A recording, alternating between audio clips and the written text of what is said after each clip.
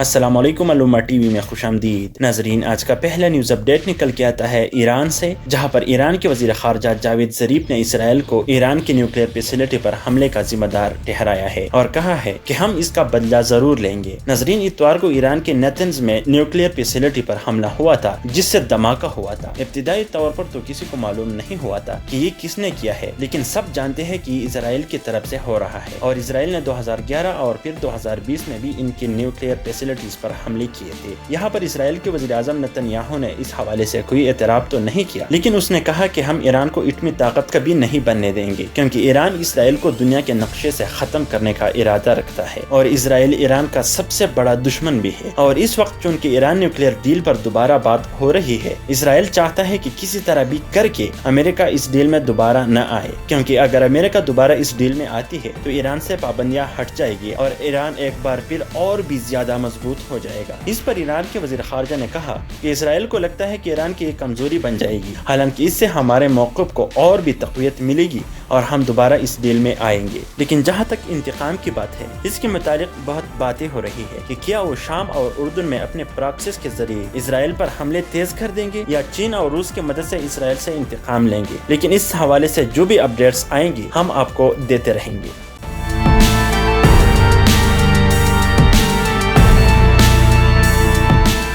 ناظرین، آج کا دوسرا نیوز اپڈیٹ نکل کے آتا ہے امارت اسلامی افغانستان سے، جہاں پر افغان طالبان کے ترجمان ڈاکٹر نعیم وردک نے کہا ہے کہ ہم ترکی میں ہونے والی کانفرنس میں شرکت نہیں کریں گے۔ ناظرین، ہم نے آپ کو پہلے اپڈیٹ دی تھی کہ طالبان اپنی ساری سرگرمیاں رمضان کے بعد جاری رکھیں گے، اور یہ مشکل ہے کہ طالبان ترکی میں افغان پیس پروسیس کے حوالے سے ہونے والی کانفرنس میں شرکت کرے، اور اس کی ایک اور وجہ بھی ہے، اور وہ یہ کہ طالبان یہ جانتے ہیں کہ امریکہ کے پاس اب وقت بہت کم ہے۔ 1 مئی سے پہلے وہ افغانستان نہیں چھوڑ سکتی، کیونکہ ان کا خلا اتنا بھی آسان نہیں ہے۔ ترکی میں ہونے والی اس کانفرنس سے لوگوں کی بڑی امیدیں تھی کہ یہ امن عمل میں اچھا کردار ادا کرے گا، لیکن اب تک طالبان نے کہا ہے کہ ہم اس میں شرکت نہیں کر سکتے۔ 16 اپریل کو ہونے والی اس کانفرنس میں دنیا کے بڑے طاقتیں کوشش کریں گے کہ افغانستان میں امن لایا جائے اور امریکہ کے لیے نکلنے کا راستہ تلاش کرے، لیکن چونکہ جو بائیڈن نے پہلے سے کہا ہے کہ 1 مئی سے پہلے نکلنا مشکل ہے، اس لیے اب طالبان ہو سکتا ہے کہ جہاد کا اعلان کر دے، جس سے ملک میں ایک بار پھر تشدد میں سخت اضافہ ہوگا۔ اور اس سارے وقت میں روس افغانستان پر نظر رکھنا چاہتا ہے، اور اس سلسلے میں روس کے وزیر خارجہ لاروف نے پاکستان کا دورہ بھی کیا اور مختلف مقامات پر افغانستان کے بارے میں اہم باتیں بھی کی، اور پاکستان کو جدید اسلحہ دینے کا بھی کہا، جس سے لگتا ہے کہ شاید خطے میں ایک بار پھر حالات خراب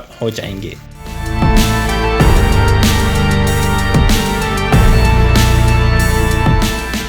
ناظرین، آج کا تیسرا نیوز اپڈیٹ نکل کے آتا ہے میانمار سے، جہاں پر میانمار میں مظاہروں سے مرنے والوں کی تعداد 710 سے تجاوز کر گئی ہے اور گرفتار ہونے والوں کی تعداد 3080 تک پہنچا ہے۔ اس حوالے سے ایک نیا رپورٹ سامنے آیا ہے، جس کے مطابق یہ جتنے بھی لوگ اس سے مر گئے ہیں، یہ سارے وہ نہیں ہے جو مظاہرے کر رہے، بلکہ اس میں وہ لوگ بھی شامل ہے جو اپنے گھروں میں تھے اور فوج ان کو بھی مار رہے تھے۔ رپورٹ کے مطابق اس میں 1 سال سے بھی کم عمر والے بچے بھی تھے۔ ناظرین، 1 فروری کو فوج نے حکومت پر قبضہ کیا تھا اور انہوں نے عوامی نمائندے آنگ سان سو کی کو بھی گرفتار کی تھی، جس کا ابھی تک کسی کو پتہ نہیں چل سکا کہ ان کو کہاں رکھا ہوا ہے۔ پچھلے دنوں تو مسلح گروپس نے میانمار کے 10 پولیس کو بھی مار دیے تھے، کیونکہ فوج تشدد میں حد سے بڑھ گیا تھا اور اپنے عوام کے خلاف انہوں نے ظلم کا بازار گرم کر دیا تھا۔ لیکن جب ان گروپس نے فوج کو دھمکی دی تھی تو فوج نے ظلم میں کمی کر دی تھی۔ اب بھی حالات وہاں بہت خراب ہے اور کسی بھی وقت میانمار میں خانہ جنگی ہو سکتی ہے اور یہ میانمار کو تباہ کر سکتا ہے۔ جس طرح انہوں نے روہنگیا مسلمانوں کے ساتھ کیا تھا،